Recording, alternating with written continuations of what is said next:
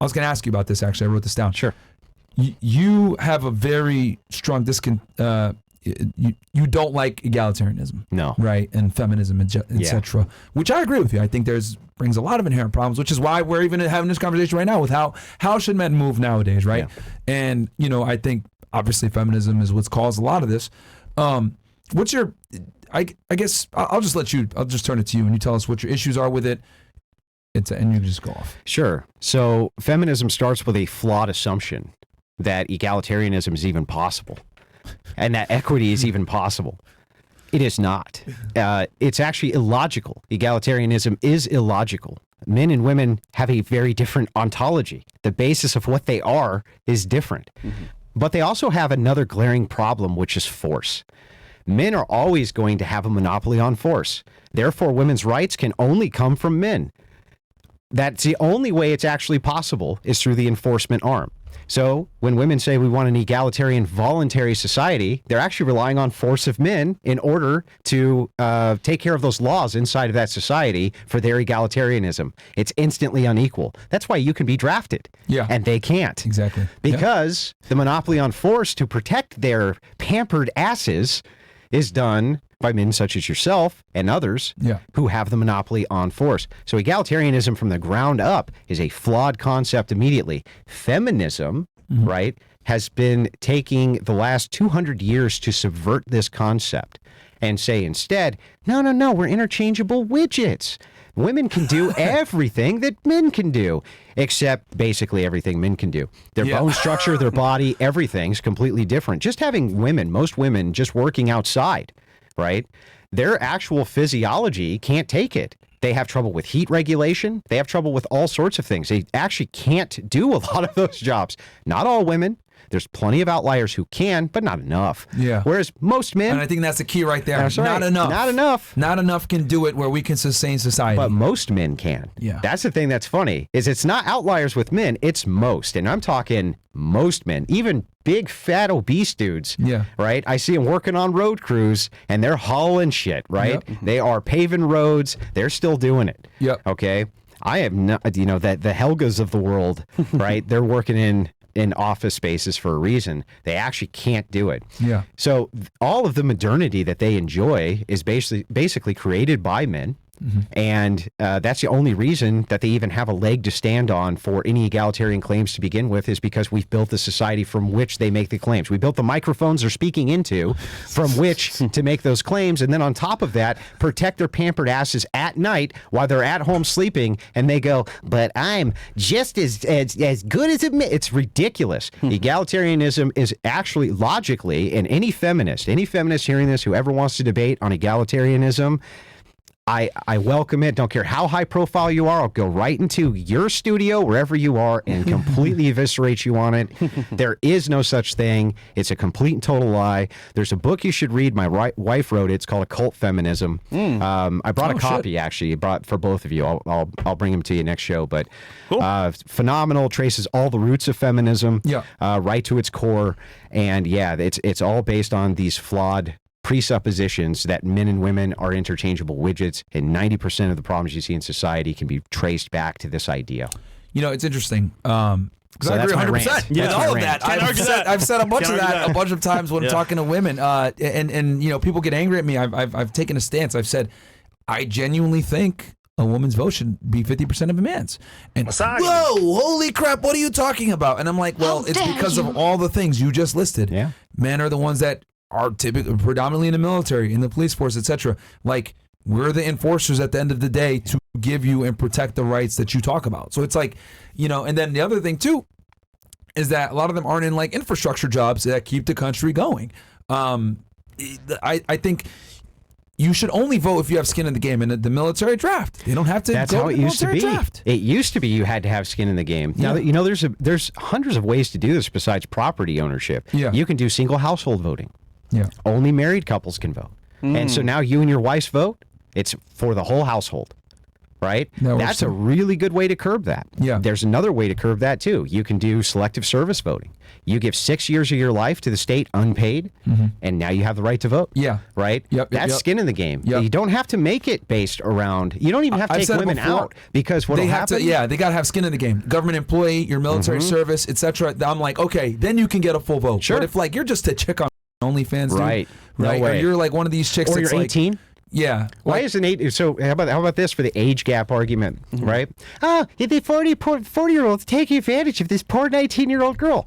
Then why can she negate his 40-year-old vote? If he is that superior to her that he can just instantly manipulate her, tell me why it is that she can nullify his vote. That's a good... Damn, that's actually really That makes no sense and is the dumbest thing that I've ever heard in my life, right? So you can mitigate it via household voting. Also, the trick is if you were to do like 6 years selective service where you weren't paid for it, but then you could vote, right? You'd have high status in your community.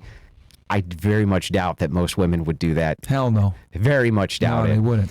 And so, yeah, there's ways to mitigate this. And would you say that the reason why we've had incompetent leaders for so long in the United States is because of them voting? Yeah, women vote always Democrat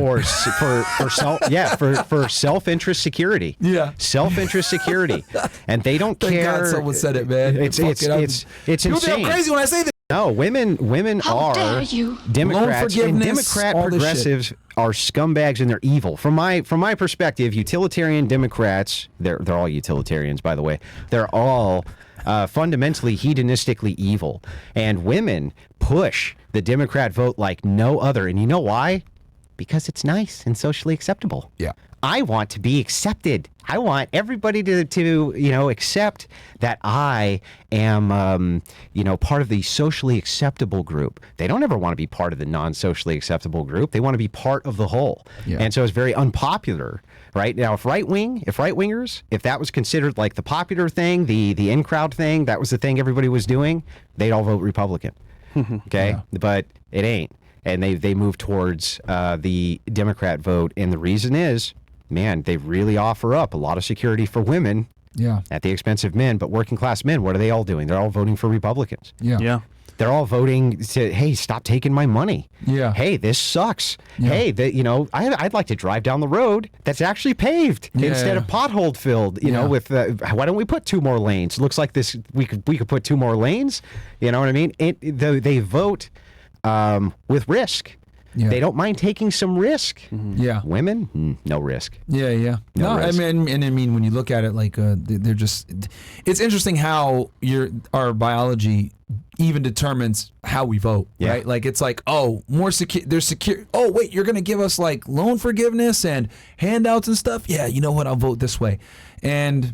Yeah, man, they want the security, and a lot of the times Democrats sell them that security, even though they don't get it. They don't really get it, right? It's kind of how they put it on a platter for them. Yeah. It's how they got the black vote too. How the Democrats got the black vote was by selling security too. Bribery. So it's like it's a bunch of. Yep. That's your pocket minions, the black vote. Yeah. Well, what are they doing right now? Think about this. Like, I'll give you a really good. We'll read chats here in a bit, guys. Yep. Get them in now while you can, and we'll read them here. I'll give you one of the most fantastic. Kind of arguments on this. If they ever say, no, we don't have security, just look at abortion. Just look at abortion. Good point. Women want the right to abort for security. Agreed. Yeah. That's it. Yeah. That's the only reason they want it, right? I don't want to be laid down with this little thing that's going to take 18 years of my life that I have to support and mother and blah blah blah blah blah. What are Democrats pushing?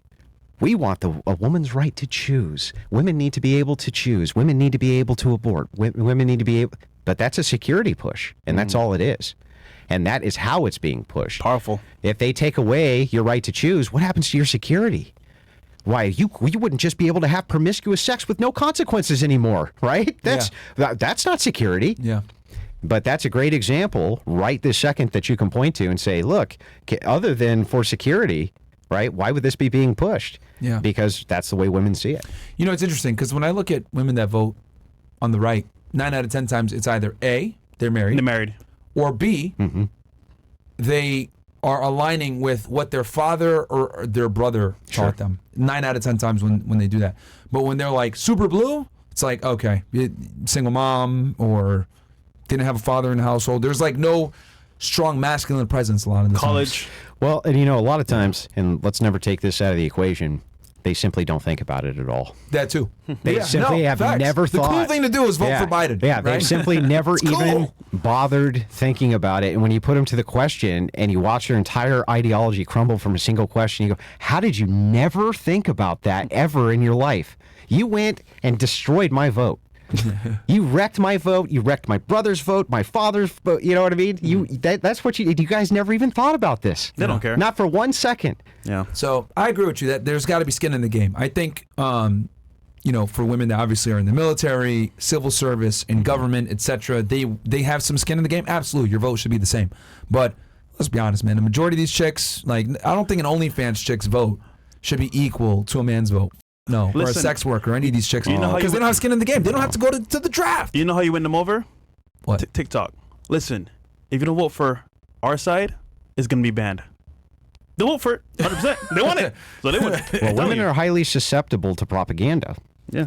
If we can put ourselves in positions to be dealing in that propaganda, we can be dealing in the positions to influence women. And I can give you an example. Target them predominantly. That's right. Yeah, 100%. That was what I was going to say. Predominantly target them. If you can advertise towards women the alternative message, they'll go for it. Look at Gillette. That's how they got them all smoking. I always use this example, right? So it's like, yep. The example I always use a lot of times just to show how much they control the marketplace. Gillette did an ad, right, back in 2018, 2019. This is years ago now, right? They're feeling the consequences of it now. But where they said toxic masculinity, right? And they just shit on men for a couple minutes, right? Like men are shitty, blah, blah, blah, whatever. And they did that, right, to target females. But think to yourself, wait, hold on. Men's razors, this is a company for men.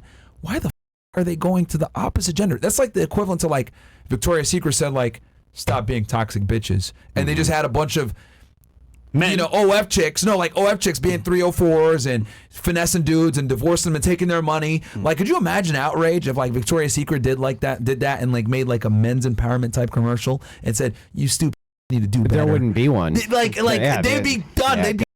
But Gillette does that. They have the gall to do that and they go after their target audience. But then in my head it hit me. Oh, why? Because when you're an advertiser, you need to market to women, even at the expense of your target audience. Yeah. If that doesn't prove that the propaganda machine is always going to push the females, I don't know what else proves. You're going to ostracize the people buying your... Look at what happened with Budweiser. Yeah. Yeah. It's the same type of thing. Men were not into that message at all. Yeah. Right? That was a very social justice style message with Mulvaney. You know what I mean? That was a big L. And it was a huge L, right? Huge L. But who was coming out supporting it and calling you a bigot and evil? Yeah. Bunch of women. Yeah. I can't believe you, Myron. How could you? Yeah. How you're terrible about. You know what I mean? And it's like, what did you do? Yeah. It's wild, and it's the fact that advertisers are willing to take the risk and alienate the people that buy their to go ahead and appease females. It proves that we live in a gynocentric society, and the advertisers know this, and that's what you look at the Super Bowl commercials. Literally, we were just in Vegas. You look at the Super Bowl commercials; they were all targeted towards females. Man. I mean, Patrick mentioned with companies ESG scores, so I get it is a losing battle for money, but at the same time, to keep relevant and stay in these circles, you got to play the game on their level. Yeah, it's just crazy to me. I mean, what, in my head, who was at the Bud Light meeting? You know what, man, that's a good idea. Let's go ahead and the guys that drink this shit, right? Which are, let's be honest, there's gonna be guys like you, Andrew. Well, it was right? a female. That's what I used to like it. I used to like Bud Light, right? Yeah. Guys that drink Bud Light typically are American guys between 18 all the way up into the 50s that are America, all that stuff. And you're gonna go ahead and just say, let me put this dude in here. But who came up with it? A woman. It was a woman. It was a woman. It was. She came up with the entire marketing strategy. And there's no escaping that's true, that it's all gynocentric based. Yep. Right. But I think Gillette's commercial was run by a female. Yeah. Too. But look, I mean, one thing that was kind of nice was the Christian base of the nation. They boycotted Budweiser. They boycotted them. All of them. And it worked. Yeah. And they were like, wait a second. We have some power here that we forgot we had. Yeah. And that was nice to see. Yeah. And it's that kind of pushback, I'd like to see more of it. Yeah.